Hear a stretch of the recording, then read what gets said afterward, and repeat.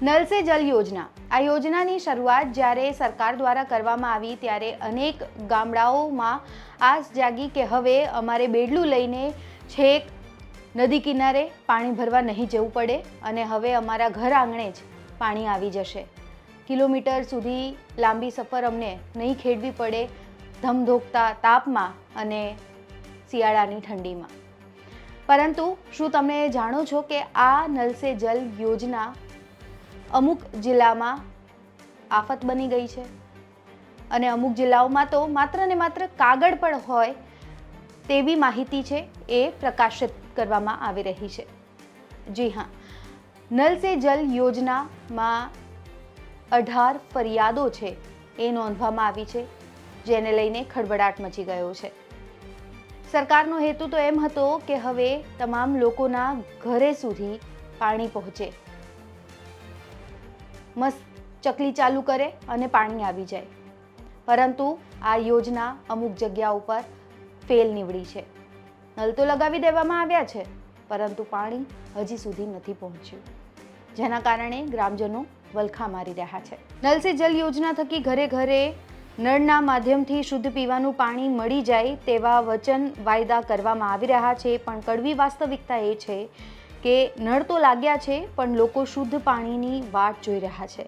મનરેગા કૌભાંડની હજુ સ્યાહી છે સુકાઈ નથી, ત્યાં નલ સે જલ યોજનામાં પણ ગેરરીતિ ગોટાળા થયા છે તેવું ખુદ સરકારે સ્વીકાર્યું છે.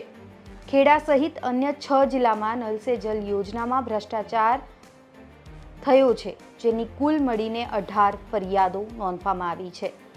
આ યોજનામાં ગુજરાતે 100% સિદ્ધિ હાંસલ કરી છે. એટલું જ નહીં, 91,18,415 ઘર સુધી નળમાં પાણી પહોંચ્યું છે તેવો સરકારે દાવો કર્યો છે, પણ હકીકતમાં એવું થયું નથી. પછાત આદિવાસી વિસ્તારોમાં નળ તો લગાડી દેવામાં આવ્યા પણ હજુ સુધી શુદ્ધ પાણી નથી પહોંચ્યું.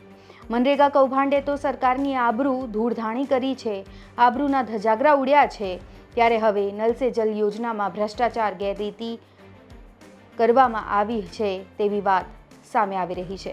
વિધાનસભામાં એવી વિગતો પણ રજૂ કરવામાં આવી કે વર્ષ 2022, 23 અને 24માં બનાસકાંઠામાં નલ સે જલ યોજના પાછળ 54.76 કરોડ રૂપિયા ખર્ચ કરવામાં આવ્યા છે, જ્યારે ખેડામાં 26.5 કરોડ રૂપિયા, જૂનાગઢમાં 7 કરોડ રૂપિયા અને ગીર સોમનાથમાં 8.21 કરોડનો ખર્ચ કરાયો.